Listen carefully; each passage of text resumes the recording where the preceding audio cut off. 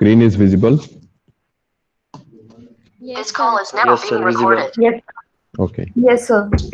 So we'll start Unit 1. Attendance का link मैंने आपको सभी को शेयर कर दिया है, काइंडली उसको फिलअप कर लेंगे।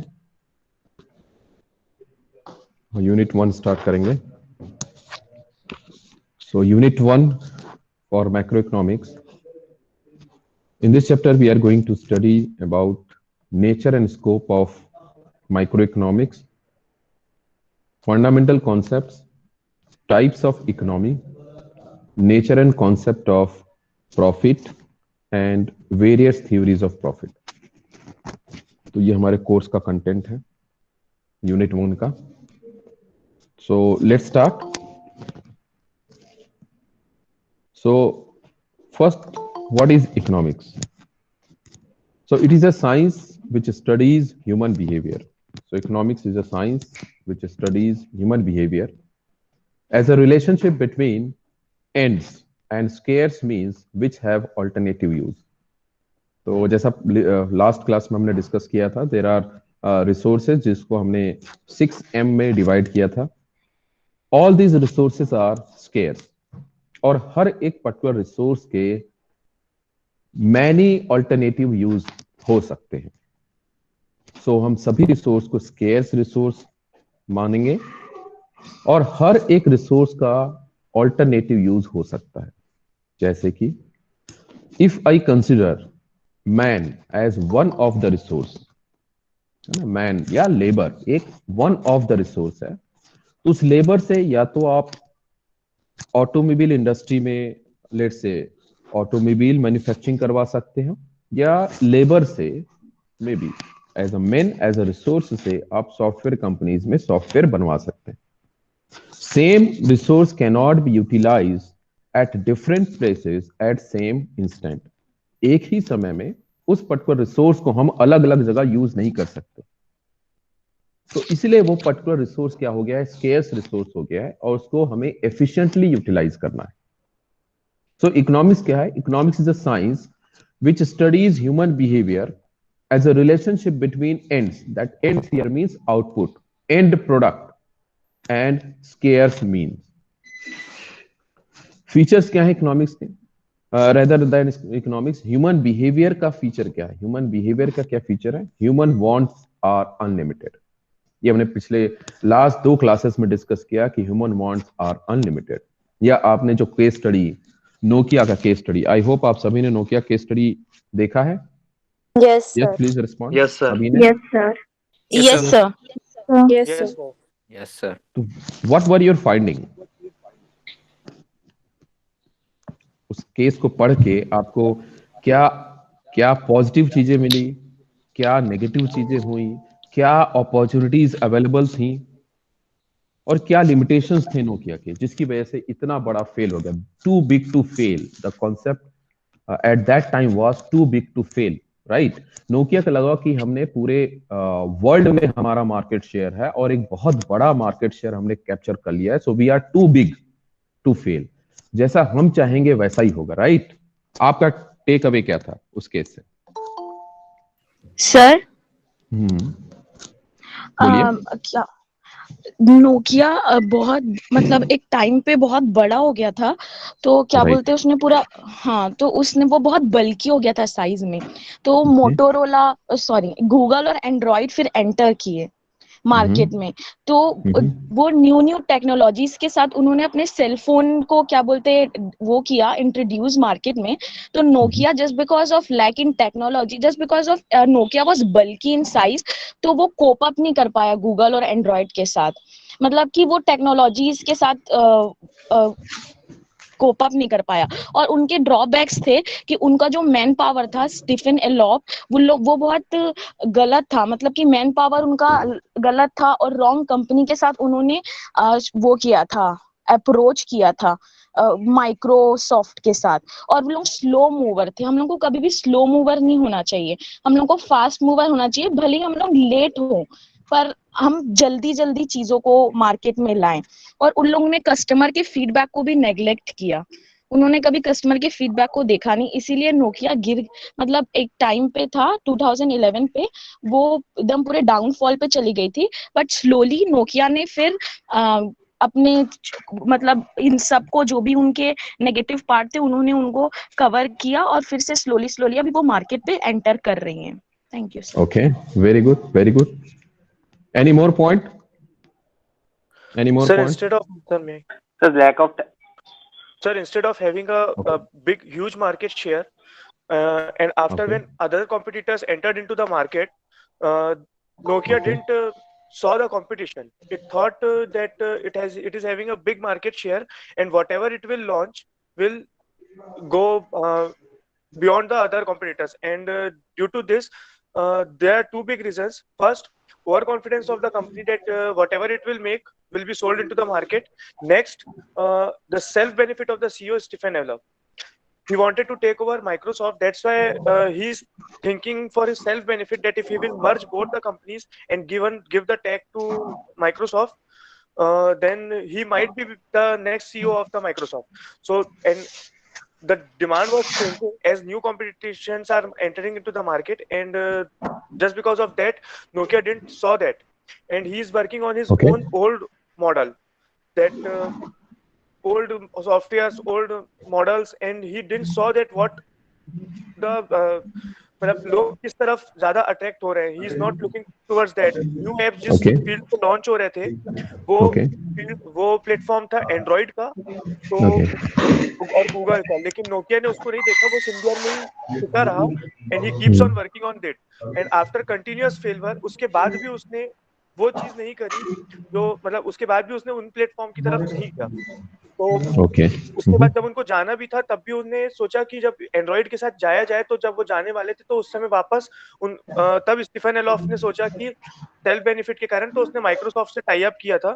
तो Okay. उसने विंडोज किया, तो उसका ये था कि हम क्यों सबके साथ एक भीड़ में खड़े हो, थोड़ा अलग कुछ करें और हम पूरा मार्केट वापस गेन कर लें. But that too also failed. So Okay. these are the main reasons why Nokia failed. Okay, very nice, very nice. And sir, there are some more points, that is lack of strategic plan, lack of vision. Nokia not trying to understand market situation. Nokia was walking by itself. And Samiksha is saying being different is not always right. Right. yeah. And sir, there was lack of direction too. Lack of flexibility, lack of direction. Because of the wrong direction, Nokia went to the wrong path. And that is why they Why have. wrong direction? I'm not able to understand. Why wrong direction? Sir, What was because your... they moved for the. Hello? Can you yes, hear please, me, sir? Yes, yes, yes, please. Sir, wrong direction in a way that Nokia wanted to upgrade their features, or Nokia wanted to upgrade their mobile. But what they did, they did Hello? manufacturing in Android. Okay. Hello. Yes, yes, please. Okay, but they had chosen Microsoft, right? So they wanted to be individual, but not that individuality lead them to the wrong direction. Because of that individuality, they never become the competition of the other manufacturers. Okay. See, Sir, there can I- can be different opinions. It's okay to Yes. be different. Okay. Sir, Yes. Sir, it's okay to be different, Okay. but because as the others examples are given as Geo and Apple also. Apple, right? Right. Apple from the Microsoft is there. same stream. It has its own software. It has produced gadgets of its own line, which are compatible with their own software, and it has created their own different market. But if you are Okay. creating a different market, you have to work accordingly. The way Nokia created a different market and its strategy towards to execute that was not good, and the leadership was self-benefited.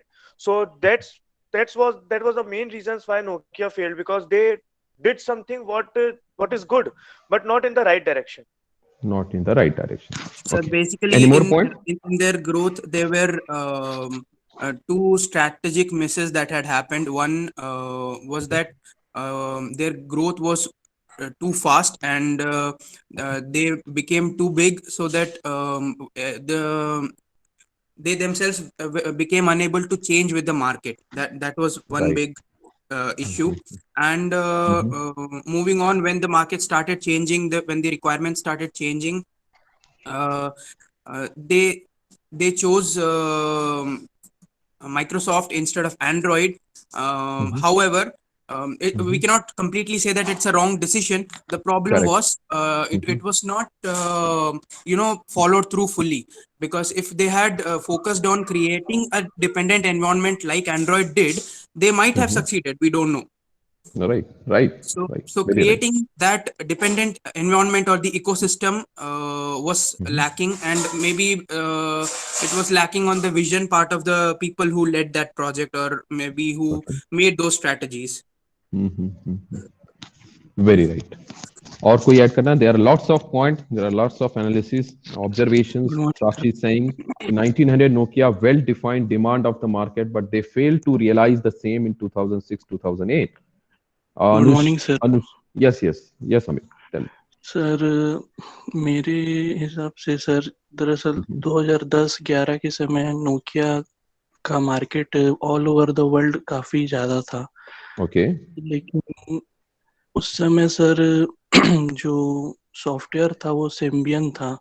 Right. और Nokia जो है अपने जो mobile के सारे software Symbian में बनाता था. Right. और उसको डाउनलोड भी करते थे जो एप्स होते थे. लेकिन सर उन्होंने क्या किया कि अपनी टेक्नोलॉजी को आगे नहीं बढ़ाया. वो चाहते थे कि हम जो चला रहे हैं वही पूरे मार्केट में चले. लेकिन सर अगर इंसान हो या टेक्नोलॉजी, अगर वो अपने आप में आगे समय में चेंजेस नहीं लाएगा तो वो पीछे हो जाएगा. और उसके साथ जो कॉम्पिटिटर आए, सैमसंग थे, HTC थे, ये लोगों ने एंड्रॉइड का प्लेटफॉर्म चुना. Okay. Even Samsung has their own operating system. They in 2006 2008 they had their own operating system, Baidu. Ji. But they changed according to the market requirement. They adapted. They changed when the market was inclined towards Android. They changed their operating system so that they can meet the customer's requirement. That was lacking in Nokia's case. They said Symbian is the best. They said whatever we manufacture, whatever we produce, customer will buy. Right? There was a time when Nokia kahan company hai? It's from Finland, right? So there was a time when 60% of GDP was because of Nokia. So you can say Nokia was a country itself at one time. But right now आप देखेंगे तो Nokia को कोई नहीं पूछ रहा है Nokia ने क्या किया, कुछ नहीं किया. फिर उसके बाद एक बार कस्टमर रिक्वायरमेंट चेंज हो गया. If you don't change your technology, if you don't change as per customer requirements, आप मार्केट से वैनिश हो जाएंगे, गायब हो जाएंगे. राइट? तो यहाँ पे इसको will relate with our economics, that is human wants are unlimited. Obviously Nokia के केस में उनके अगर हम टॉप मैनेजमेंट की बात करें, देयर वांट्स वर अनलिमिटेड. वो ज्यादा से ज्यादा प्रॉफिट कमाना चाहते थे, उन्हें कस्टमर के रिक्वायरमेंट की कोई फिक्र नहीं थी. Then alternative uses of scarce resources. These are human behavior, right? Human behavior. The wants are unlimited and every resource is scarce. You cannot be too big to fail. It is not necessary you are too big और आप fail नहीं होंगे, जरूरी नहीं है. Nokia एक ऐसा example है जहां पे एक इतनी बड़ी इंडस्ट्री, इतनी बड़ी कंपनी भी फेल हो सकती है. So microeconomics teaches efficient use of scarce resources. जो भी resources आपके हैं, जो भी resources आपके पास हैं, whether you are an individual or an organization or a country, you have to use your scarce resources efficiently. And there is always need for optimization. When I'm talking about efficient utilization of resources, it is obviously linked to optimization, linked to need of optimization, right? So what is microeconomics? See, microeconomics or managerial economics, they are interrelated, right? So जो भी हम concept microeconomics में study करेंगे, we as a manager, we are going to incorporate those theory and concepts to take managerial decision, right? जो भी हम यहाँ पे कॉन्सेप्ट स्टडी करेंगे, यही कॉन्सेप्ट हम जब अपनी ऑर्गेनाइजेशन में जाएंगे, या हम जब as a entrepreneur, there are someone's objective to be an entrepreneur. तो जब आप एंटरप्रेन्योर बनेंगे वहां पे इन थ्योरीज, इन कॉन्सेप्ट्स को आपको अप्लाई करना है. So what is microeconomics or managerial-economics? It is a science which deals with the use of basic concepts and theories and analytical tools suitable in decision making process of a business firm. Microeconomics में हम past performance को study करेंगे, जैसा मैंने आपको Nokia का case दिया, या हाइपोथेटिकल केसेस को स्टडी करेंगे, जैसा मैंने आपको फर्स्ट क्लास प्रीवियस क्लास में एक केस स्टडी आपको दिखाया. तो ये जितने भी केस स्टडी होंगे या पास्ट परफॉर्मेंस होंगे या कंपनी का एनालिसिस होगा, ये सभी हम एनालिसिस इसलिए कर रहे हैं so that we can take decision on the basis of some information extracted. जैसा कि नोकिया, इस केस में हम सभी का यही समझना है कि we have to change according to customers requirement, चाहे वो टेक्नोलॉजी हो, चाहे वो कस्टमर का मे बी कोई फीडबैक आ रहा हो, या market itself is changing. We as a company has to change. और ये चेंज कहां से पता चलेगा, कब चेंज करना है, कब डिसीजन लेना है चेंज करने का? तो हमें रेगुलरली अपने कंपनी को, मार्केट को, कस्टमर नीड को, कस्टमर बिहेवियर को एनालाइज करते रहना पड़ेगा. So in other words, it is a science which is concerned with those aspects of economic theory and its application that are directly relevant to managerial practice in decision making process of a business firm. Right? By decision making we mean, decision making से क्या मतलब है? Decision making से क्या मतलब? That is the process of selecting a particular course of action from among various alternatives available. See, Nokia के case में हमने कहा कि he has to adopt let's say Android. But आप उस सिचुएशन में उस टॉप मैनेजमेंट के बिहेवियर को भी आप समझिए कि पूरे दुनिया में हमारा सबसे ज्यादा मार्केट शेयर है, और हम सिम्बियन जो प्लेटफॉर्म है, Symbian platform is a successful platform. उन्हें नहीं लगा कि Android could be that much successful जैसा वो थे. उन्हें लगा कि हार्डली 1 और 2 इयर्स में और हार्डली गिवन रीजन में ही वो पर्टिकुलर प्लेटफॉर्म सक्सेसफुल होगा, और पूरी दुनिया में वो सक्सेसफुल नहीं हो पाएगा. इसलिए उन्होंने शायद अपने आप को चेंज नहीं किया और उन्होंने माइक्रोसॉफ्ट के साथ डील किया. हो सकता था वो अगर गूगल या फिर और जो फर्म्स थे जिन्होंने एंड्रॉयड को एज एप्लीकेशन यूज किया, उनके साथ टाई अप करते, तो हो सकता है कि आज नोकिया का सिचुएशन और अच्छा होता. तो यहां पे आप देखेंगे किसी भी प्रॉब्लम के there will always be lots of options, है ना, ऑल्टरनेटिव्स, बहुत सारे ऑल्टरनेटिव्स अवेलेबल होंगे. Now if you take a wrong decision, maybe right now we can say for Nokia उसने गलत डिसीजन लिया, बट अगर लेट्स से वहां पे डिसीजन उन्होंने लिया होता कि दे हैव अडॉप्टेड और they have accepted Android as a platform, तो आज सिचुएशन शायद कुछ और होता. So, among various alternatives available to a business firm to achieve its predetermined objective or goal. So, predetermined objective goal may be किसी organisation के लिए, किसी कंपनी के लिए, किसी फर्म के लिए profit maximisation could be predetermined objective. किसी ऑर्गेनाइजेशन के लिए हो सकता है wealth maximisation. There is a big difference between profit maximization and wealth maximization. So, on the other hand, forward planning means the formulation of future plans and policies for business firms. Thus, decision making and forward planning are two significant functions of business executives in modern business firms. ठीक है, तो ये है microeconomics and its interrelation with managerial decision making. तो जो भी concept हम micro economics में स्टडी करेंगे, will try to relate with cases, will try to relate with decision making capability. और ये सारी डिसीजन मेकिंग कैपेबिलिटी कहां से आएगी? जब हम किसी सिचुएशन को या किसी केस को या किसी फर्म को या पास्ट परफॉर्मेंस को स्टडी करें और फ्यूचर को प्रोजेक्ट करें, फ्यूचर की प्लानिंग करें, फॉरवर्ड प्लानिंग करें, और उसके बेसिस पे जब हम डिसीजन लेंगे तब मे बी हम ज्यादा सक्सेसफुल हो सकते हैं. So this is main objective of studying microeconomics. Any doubt? Any doubt? No, sir. No, sir. No, sir. No, sir. Okay, so we'll proceed. Now we are going to study nature and scope of managerial economics. ठीक है, nature क्या है किसी भी subject को जब आप study कर रहे हैं, पहला पॉइंट यही होना चाहिए कि उस पर्टिकुलर सब्जेक्ट का नेचर कैसा है और उसका स्कोप क्या है, क्या क्या चीजें वो इंक्लूड करता है, क्या क्या चीजों को हमें स्टडी करना है। So nature and scope of business economics की बात करें या माइक्रो इकोनॉमिक्स की बात करें या मैनेजरियल इकोनॉमिक्स की बात करें, सो उनका नेचर क्या है और उसका स्कोप क्या है। सो इसके अंदर we are going to study definition, already हमने स्टडी कर लिया है। स्कोप क्या होगा, micro economics and macro economics scope हम लोग स्टडी करेंगे।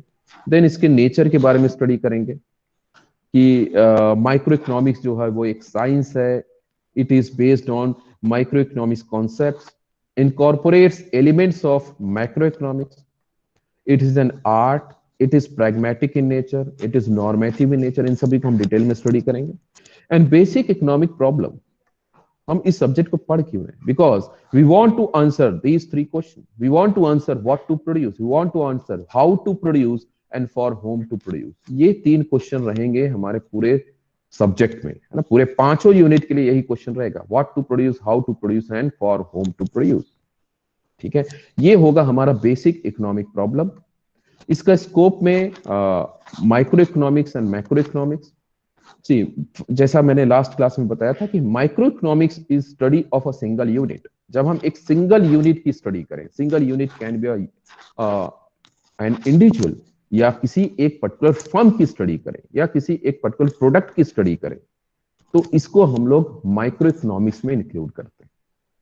इसके स्कोप क्या है और डिटेल में हम लोग कमिंग पॉइंट्स में स्टडी करेंगे। मैक्रो इकोनॉमिक्स की जब हम बात करते हैं, मैक्रो इकोनॉमिक्स फैक्टर या macro economics, this is the study which deals with the concepts और पैरामीटर्स ऑफ अ कंट्री और may be group of country, या फिर हम पूरे वर्ल्ड के बारे में अगर हम इकोनॉमिक फैक्टर्स को स्टडी करना चाहते हैं, किसी एक पर्टिकुलर कंट्री के बारे में स्टडी करना चाहते हैं, ग्रुप ऑफ कंट्रीज के बारे में स्टडी करना चाहते हैं, तो हम मैक्रो इकोनॉमिक्स में उसको स्टडी करेंगे, राइट। तो चलिए देखते हैं कि नेचर ऑफ माइक्रो इकोनॉमिक्स क्या है, माइक्रो इकोनॉमिक्स का नेचर क्या है। So micro economics belongs to normative economics rather than positive economic or descriptive economic। कोई इसमें इनमें डिफरेंस बता पाएगा, व्हाट इज पॉजिटिव इकोनॉमिक्स और descriptive economics? Yes, any opinion, any view?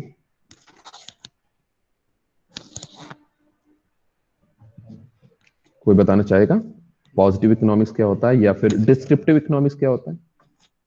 Then will try to relate what is normative economics. अच्छा, इस word से क्या समझ में आता है? डिस्क्रिप्टिव इकोनॉमिक्स से क्या समझ में आता है? Descriptive economics, define to give details about, yes, details, describe करना, है ना। वर्ड से ये समझ में आता है किसी चीज को डिस्क्राइब करना, एक्सप्लेन करना, right. This is descriptive economics, very right. Positive economics या डिस्क्रिप्टिव इकोनॉमिक्स डिस्क्राइब करता है कि क्या हो गया। जैसे ये समझते हैं पहले। प्रिस्क्रिप्टिव इकोनॉमिक्स जो माइक्रो इकोनॉमिक्स है, ये नॉर्मेटिव इकोनॉमिक्स है। Normative economics is nothing but prescriptive economics. Prescriptive economics क्या है? प्रिस्क्रिप्टिव इकोनॉमिक्स जो पहले से ही कुछ इंफॉर्मेशन देता है कि ऐसा होना चाहिए, व्हाट इट शुड बी, क्या होना चाहिए, rather than what it is। getting point? Prescriptive पहले से, पहले से कुछ इंफॉर्मेशन दे रहा है कि ऐसा होना चाहिए, that is prescriptive. And descriptive is होने के बाद, व्हाट हैपेंड और what it should B. Example के साथ समझते हैं। Normative economics, micro economics is normative economics. Example के साथ समझते हैं। Considering this pandemic situation, yes, क्या बोल रहे हैं? Am I audible? Yes, sir. Okay, okay. Yes, sir. चलिए समझते हैं, इस एग्जांपल के साथ समझते हैं नॉर्मेटिव इकोनॉमिक्स या प्रिस्क्रिप्टिव इकोनॉमिक्स क्या होता है। अगर हम अभी का सिचुएशन देखें या लास्ट 1 ईयर में भी from March two till now, जो पेंडेमिक सिचुएशन है, जो वर्ल्ड इकोनॉमिक सिचुएशन दिख रहा है, प्रोडक्शन स्लम्प है, ना, मार्केट सिनारियो स्लो है या लो है ना, अक्रॉस द ग्लोब डिमांड बहुत नीचे है, प्रोडक्ट की डिमांड कम है, प्रोडक्शन कम हो रहा है, राइट। तो ये प्रिस्क्रिप्टिव इकोनॉमिक या माइक्रो इकोनॉमिक्स ये बोलता है कि अगर पेंडेमिक जैसा सिचुएशन है तो ओवरऑल इकोनॉमी स्लो रहेगी, हर एक सेक्टर का प्रोडक्शन स्लो हो जाएगा, डिमांड रिड्यूस हो जाएंगे, इन्फ्लेशन बढ़ जाएगा, राइट, क्योंकि बैंक में पैसा कम हो जाएगा, लोग एक्सपेंस नहीं करेंगे, लोग स्पेंड नहीं करेंगे, राइट। तो ये माइक्रो इकोनॉमिक्स का नेचर है, ये पहले से ही डिस्क्राइब करता है कि अगर ये सिचुएशन हुआ, पेंडेमिक जैसा सिचुएशन हुआ, तो प्रोडक्शन स्लो होगा, डिमांड स्लो होगा, एक्सपेंसेस कम होंगे, एक्सपेंडिचर कम होगा, राइट। यही दिख रहा है हमें, यही हमें समझ में आ रहा है, इजंट इट? Yes sir. है ना? Yes, sir. Yes yes. क्या सच में ऐसा है? क्या सच में ऐसा हो रहा है? No sir. क्या हो रहा है अभी? सर पेंडेमिक के समय बहुत सारी जो कंपनीज हैं उनके तो मतलब उनको तो बहुत लॉस हुआ, बट सर कुछ ऐसे इंडस्ट्री हैं उनको पेंडेमिक के समय में बहुत ज्यादा प्रॉफिट हुआ है। सर जैसे कि मार्च से लेके अभी तक जो लैब्स हैं हमारे देश में, तो यू मीन टू से फार्मास्यूटिकल लैब? सर जो टेस्टिंग करते हैं जैसे डॉक्टर रेड्डीज है, लारूस लैब्स है, सर ये जो प्राइवेट लैब्स हैं तो इनको बहुत प्रॉफिट हुआ है, राइट। इनका जो अगर कोई कैसे कहा, not necessary pharmaceutical industry Amit, not necessary pharmaceutical industry. आप अगर लास्ट सर आईटी के में भी कहना चाहूंगा, जैसे कि बहुत सारी सर कंपनीज बंद थी, उनकी में प्रोडक्शन बंद था, लेकिन सर आईटी इंडस्ट्री जो है वो लोग वर्क फ्रॉम होम कर रहे थे तो उनको कोई इफेक्ट नहीं हुआ उससे, जबकि उनका डिमांड बढ़ा। सर उनको फायदा इस चीज का हुआ कि लोग जो है वर्क फ्रॉम होम कर रहे थे तो उनके ऑल इंडिया जितने भी ऑफिसेस हैं उनमें इलेक्ट्रिसिटी का जो खर्चा आता था ऑल इंडिया में, वो उनको मतलब मार्च से लेके अभी तक उनका पैसा बच गया। Very right Amit, yes thank you. Apart from this, okay Amit, just sir एक चीज और बताना चाहूंगा। हाँ बोलिए। ट्रांसपोर्टेशन के लिए जो एम्प्लॉयज को एक जगह से दूसरी जगह लाते थे अपने, वो भी लोग वर्क फ्रॉम होम कर रहे थे तो उनका बहुत सारा पैसा उसमें भी बच गया, और उनका जो काम था वो बंद हुआ नहीं, वो तो चलता रहा। Right. Thank you Amit. So आप यहाँ देख रहे हैं कि इस सिचुएशन में भी there are firms, there are companies, there are sectors जो अच्छा परफॉर्म किए। जैसे अमित ने बोला कि pharmaceutical companies as well as IT companies, Sameeksha is saying food beverage companies, grocery, right. इसके अलावा आप ऑटोमोबाइल सेक्टर को देखिए, automobile sector is booming like anything. उनका ग्रोथ रेट प्रीवियस ईयर से अराउंड 50 to 100% तक का ग्रोथ, ईयर ऑन ईयर का growth they are showing.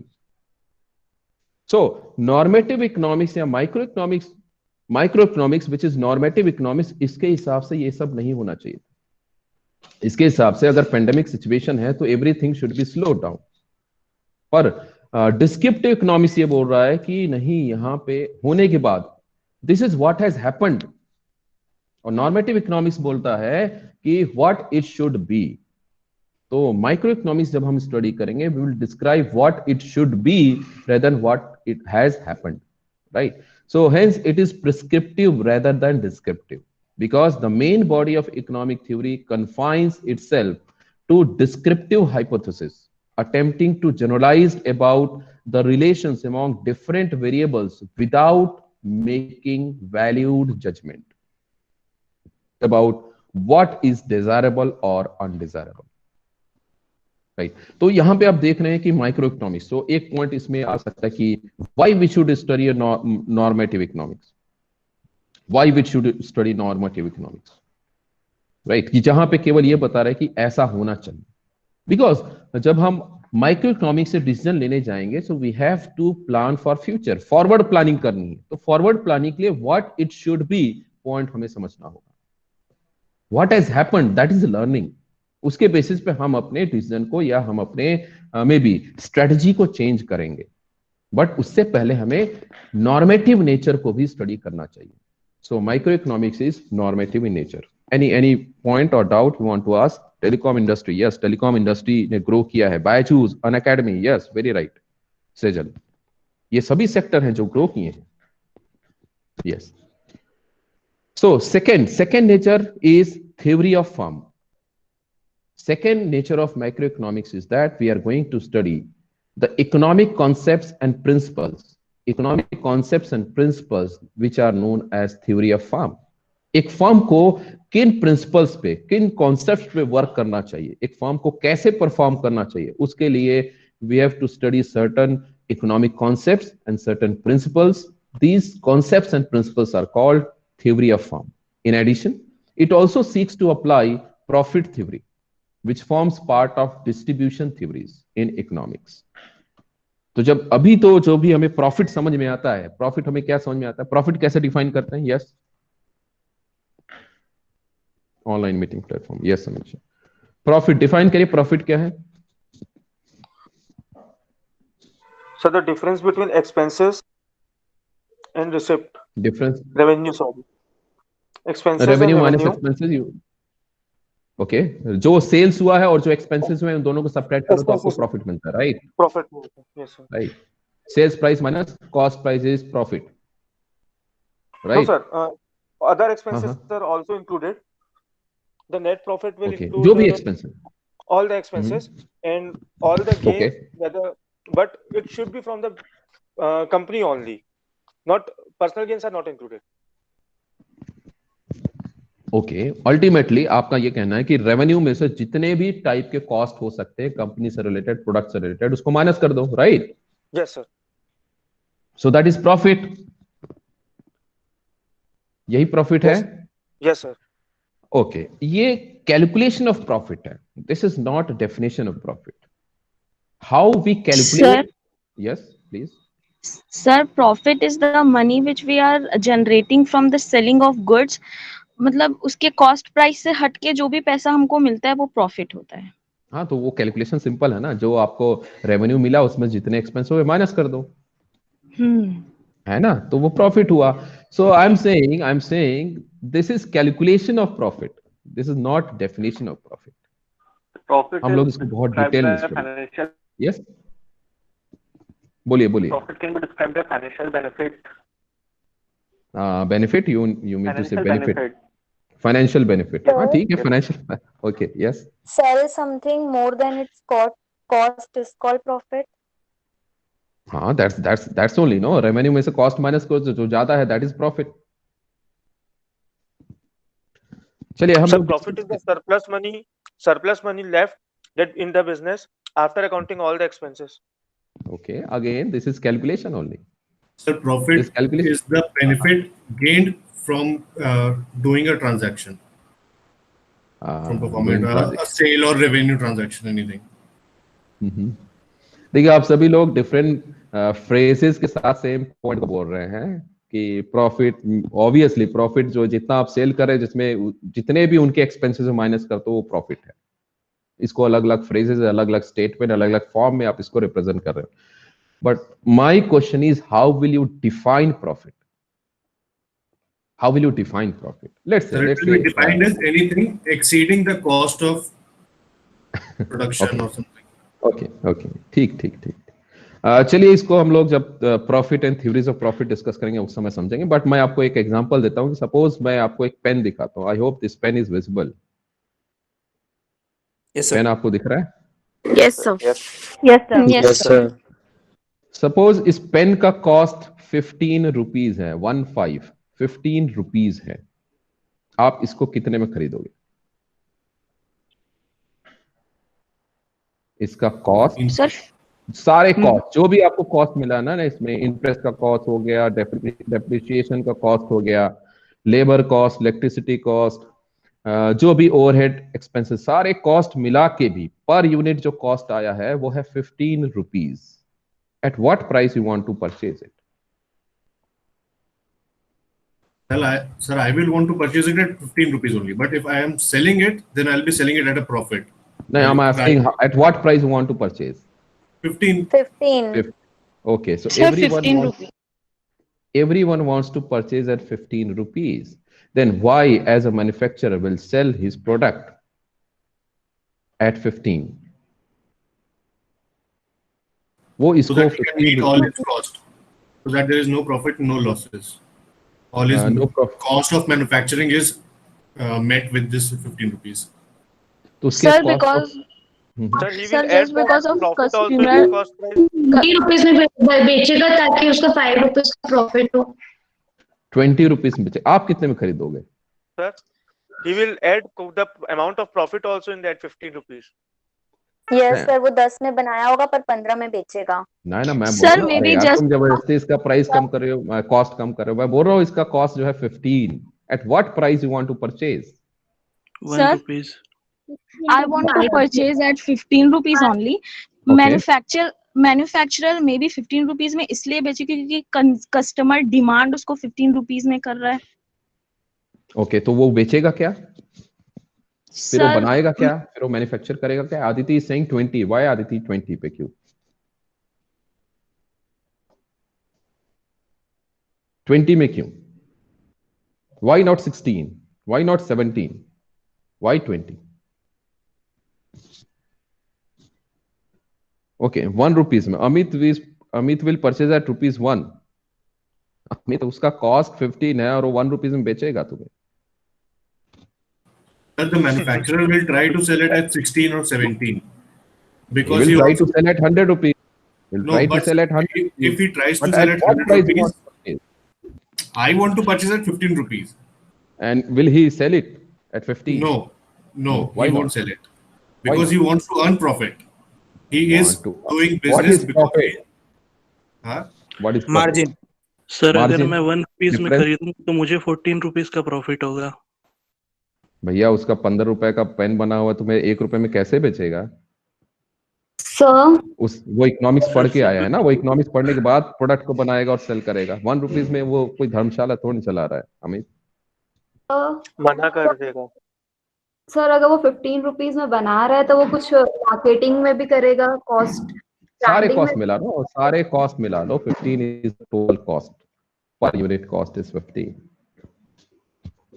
Sir जो बनाया है वही पहले 15 रुपीज जैसे कॉस्ट उसने डिफाइन किया है, उस सारे कॉस्ट मिला के, तो उसमें वो अपना प्रॉफिट भी ऐड करेगा और उसके बाद वो अरे उसका नहीं MRP बाबा, भी ऐड करेगा. नहीं, कॉस्ट ही केवल 15 है. क्यों उसमें प्रॉफिट इंक्लूड है? Profit is not cost. ये नहीं बोला उसमें इंक्लूडेड है. पे आएगा. सर जैसे उसने बताया कि 15 का कॉस्ट है तो वो उसमें प्रॉफिट भी ऐड करके बोलेगा कि 17 जो है वो MRP और 15 जो है वो कॉस्ट प्राइस है. तो जो भी उसको प्रॉफिट रखना होगा उतना वो ऐड करके वो ऐड कर लेगा, तो उसको आप कॉस्ट बोल दोगे. ऐड करके MRP sir, maximum retail price. Maximum retail price हो गया तो that is not cost, that is price. MRP बोल देंगे तो प्राइस है, तो प्राइस जैसे आप बोलोगे दैट विल इंक्लूड प्रॉफिट. आप कस्टमर हैं, मैं मैन्युफैक्चरर हूं, मेरा इसका कॉस्ट ऑफ प्रोडक्शन है 15, एवरी कॉस्ट इंक्लूडेड, और ये मैं आपको बता रहा हूं कि this is the total cost and you have to decide at what price you want to purchase. So इसको हम लोग डिटेल में स्टडी करेंगे, प्रॉफिट को कैसे डिफाइन किया जाए. जो भी अभी तक आपने बताया मार्जिन या difference between revenue and expenses, ये सभी कैलकुलेशन है, प्रॉफिट का कैलकुलेशन है, बट प्रॉफिट को डिफाइन कैसे करें. जैसे आदित्य ने बोला कि मैं 20 रुपीज में परचेज करूं, अमित बोल रहा है कि मैं 1 रुपीज में परचेज करूं. तो एक पर्सन है जो 20 रुपीज में परचेज करने के लिए रेडी है, एक है जो 1 रुपीज में परचेज करने के लिए रेडी है. तो ये डेफिनेशन में इंक्लूड होगा, प्रॉफिट के डेफिनेशन, कैलकुलेशन में नहीं, definition. So will study about it, don't worry. अभी इसको पहले हम लोग इसका नेचर समझ लेते हैं. So next nature is micro economics के कॉन्सेप्ट हम लोग माइक्रो इकोनॉमिक्स में इंक्लूड करेंगे. मैक्रो इकोनॉमिक्स के concept will include in micro economics. देखिए इकोनॉमिक्स के 2 ब्रांच हैं, मैक्रो एंड माइक्रो, बट इनको आइसोलेशन में कभी भी आइसोलेशन में नहीं पढ़ सकते. They will always be inter related to each other. Macro में माइक्रो कॉन्सेप्ट आएगा, माइक्रो में मैक्रो कॉन्सेप्ट आएगा. For example you want to go for forward planning, future की प्लानिंग करना चाहते हैं, तो फ्यूचर की प्लानिंग तो मैक्रो इकोनॉमिक फैक्टर के बेसिस पे ही डिसाइड होगी. Therefore, if you want to study microeconomics, you must understand macroeconomics factor, since it provides an intelligent understanding of the environment. Environment जैसे यहाँ पे environment की बात हुई, these are macroeconomic factors in which business must operate. This understanding enables a business executives to adjust in the best possible manner with external forces over which he has no control but play a critical role in well-being of concern. देखिए, जो भी decision maker है, जैसे आप कल को company में as a manager join करेंगे, मैनेजर कौन है जो डिसीजन लेगा, या आपका खुद का अपना बिजनेस होगा. आपका खुद का बिजनेस मींस आपको डिसीजन लेना है. जब आप डिसीजन लेने जा रहे हैं, you will include macro economics factors. Yes, आप मैक्रो इकोनॉमिक्स फैक्टर को चेंज नहीं कर सकते. आप बैंक के इंटरेस्ट रेट को चेंज नहीं कर सकते, आप इन्फ्लेशन को चेंज नहीं कर सकते, but considering those inflation, but considering those bank rates, you take your decision. तो इसलिए माइक्रो इकोनॉमिक्स समझने के लिए मैक्रो इकोनॉमिक्स कॉन्सेप्ट भी हमें पैरेलली समझना होगा. Right. So next nature is, it is pragmatic in nature. That is, it is realistic. Microeconomics में जो भी concept हम study करेंगे, that is in order to take realistic decision. ऐसा hypothetical ground के लिए हम, जैसे novel है या fiction है, उसके लिए हम microeconomics study नहीं कर रहे. Microeconomics के concept, tools, maybe theories और principle हम इसलिए use कर रहे हैं कि हम अपने business में या डिसीजन मेकिंग में उसको यूज कर सकें. That is, it is pragmatic in nature. It avoids difficult abstract issues of economic theory, but involves complications ignored in economic theory to face overall situation in which decisions are made. है ना. Macro economic factor के बहुत सारे ऐसे factors होंगे जो हमारे business decision को कॉम्प्लिकेट कर सकते हैं, बट जो भी हमारा डिसीजन होगा, that will be realistic, that will be fact based, that will be information based. Next is, जब भी हम कोई डिसीजन लेंगे माइक्रो इकोनॉमिक्स में, these are goal oriented. Decision will be on the basis of certain objective. चाहे वो एक individual decision ले रहा है या एक मैनेजर अपने बिजनेस के लिए या फर्म के लिए डिसीजन ले रहा है, obviously for every decision there must be some goal. किसी एक ऑब्जेक्टिव के लिए, किसी एक गोल के लिए ही माइक्रो इकोनॉमिक्स को स्टडी करते हैं, जिसके बेसिस पे डिसीजन ले सकते हैं. So micro economics is goal oriented as its main focus is on achieving objectives of firm under study.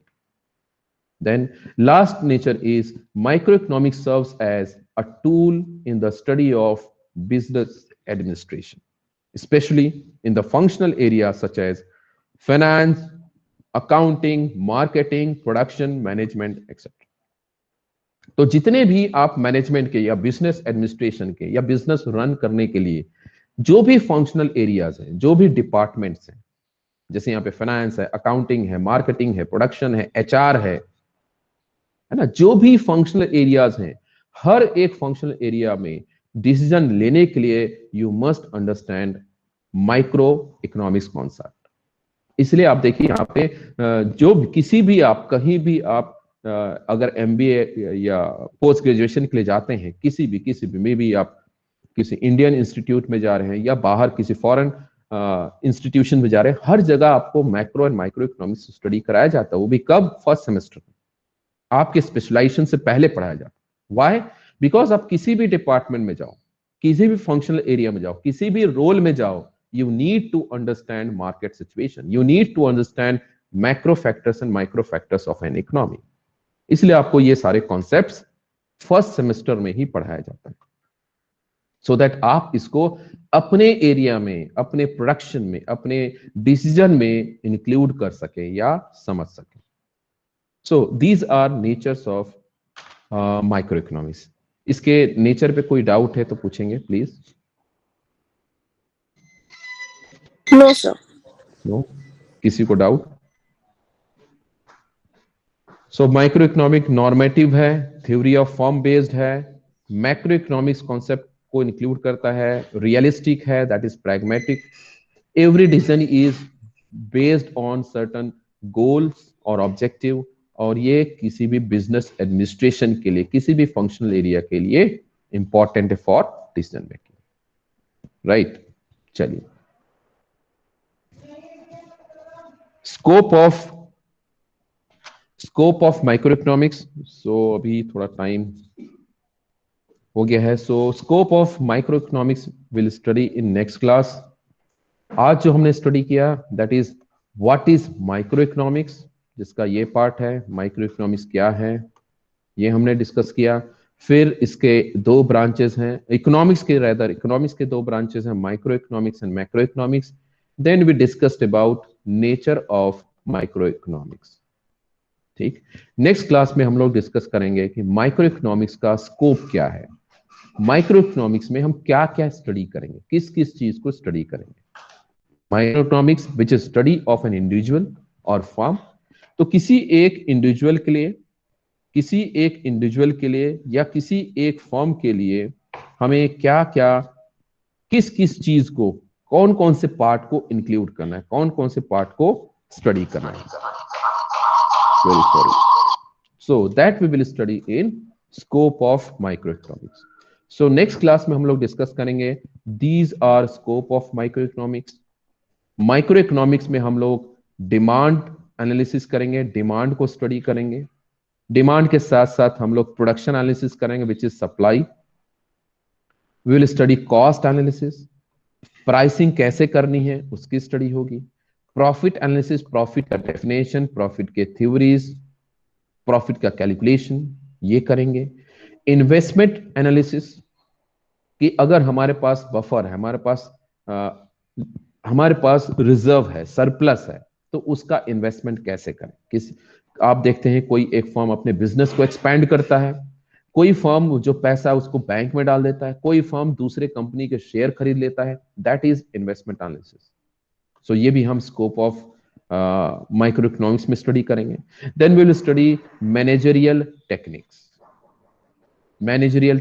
ऐसे कौन कौन से टेक्निक्स और टूल्स अवेलेबल हैं which will be studied in micro economics, right? So this is all we'll study in next class under the head scope of microeconomics. अभी तक किसी को कोई doubt? No sir. No. No sir. Sir. Yes, please. Sir, please tell the answer of that pen one. What was that?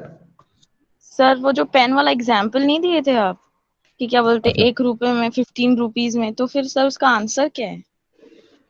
Answer है obviously हम जब भी किसी प्रोडक्ट को परचेज करेंगे तो उसके कॉस्ट से ज्यादा पे ही परचेज करेंगे, राइट? अगर उस प्रोडक्ट का manufacturing cost and every type of cost included is 15, we will not buy at 15।